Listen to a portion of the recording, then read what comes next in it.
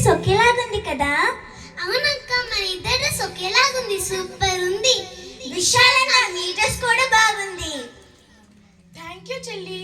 ఈరోజు మీకు తెలుసా మనకి సూపర్ బిర్యానీ పెడతారంట. అవునా? అయితే సూపర్, నేను ఎంజాయ్ చేస్తాను. నేను కూడా ఎంజాయ్ చేస్తాను. ఇవన్నీ మనకి ఎందుకు పెడుతున్నారు? నీకు తెలీదా ఈరోజు క్రిస్మస్ అని? క్రిస్మస్ అంటే ఏంటక్క? క్రిస్మస్ అంటే యేసుక్రీస్తు వారి పుట్టినరోజు చెల్లి. యేసుక్రీస్తు ఎప్పుడు పుట్టారు? యేసుక్రీస్తు వారు 2023 ఇయర్స్ క్రితం పుట్టారు చెల్లి. నాకు ఒక డౌట్ అక్క.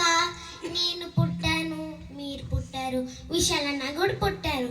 మన బర్త్డే ప్రపంచమంతా సెలబ్రేట్ చేయరే, మరి జీసస్ క్రైస్ట్ బర్త్డే ఎందుకు ప్రపంచమంతా సెలబ్రేట్ చేస్తారు?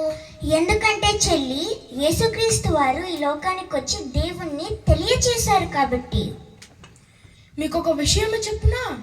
ఈరోజు మనం వేసే డేట్కి బేస్ ఏంటో తెలుసా? యేసుక్రీస్తు వారి పుట్టికే. అవునా? మనం వేసే డేట్కి జీసస్ క్రైస్ట్కి సంబంధం ఉందా? నాకు తెలియదే. అవును చెల్లి, ఈరోజు మనం డేట్ వేస్తున్నామంటే యేసుక్రీస్తు వారి పుట్టుకను బట్టే.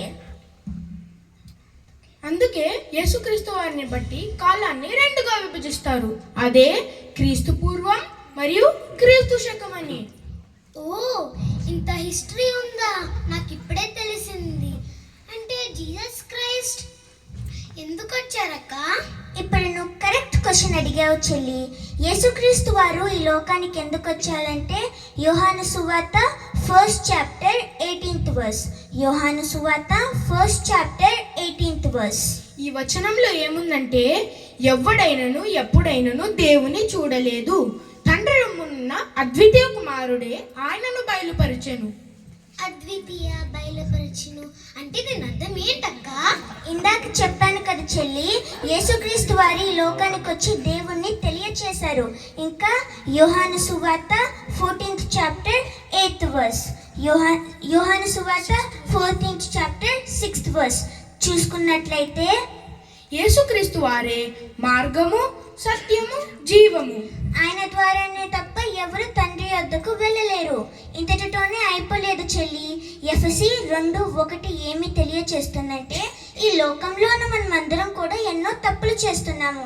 ఎలా అంటే అబద్ధం ఆడటం, పేరెంట్స్ చెప్పిన మాట వినకపోవటం, ఇంకా మొబైల్లో గేమ్స్ ఆడటం, టీవీ ఎక్కువ చూడటం, ఇలాంటివన్నీ చేసి మనం సిన్నర్స్ అయిపోయాము చెల్లి.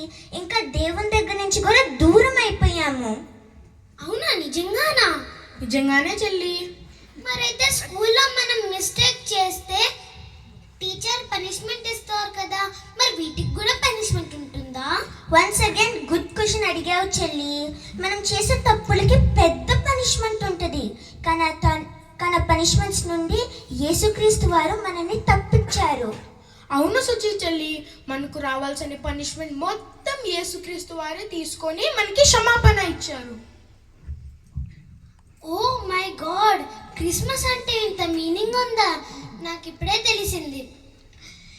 నేను ఇంకా క్రిస్మస్ అంటే చక్కగా కొత్త బట్టలు వేసుకోవడం, ఇంకా బిర్యానీ తినడం, ఇంకా ఎంజాయ్ చేయడం అనుకున్నాను.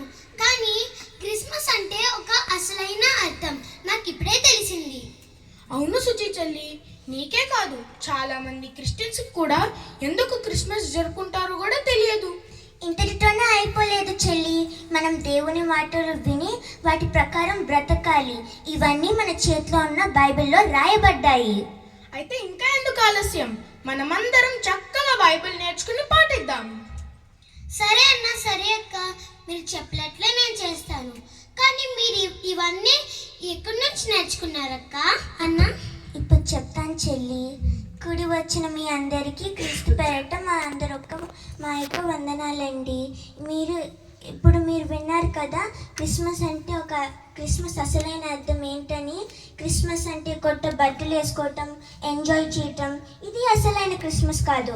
అసలైన క్రిస్మస్ అంటే దేవుని మాటలతో మన హార్ట్ని డెకరేట్ చేయటం, దేవుని మాటలను గాయకొనటం, ఇదే అసలైన క్రిస్మస్.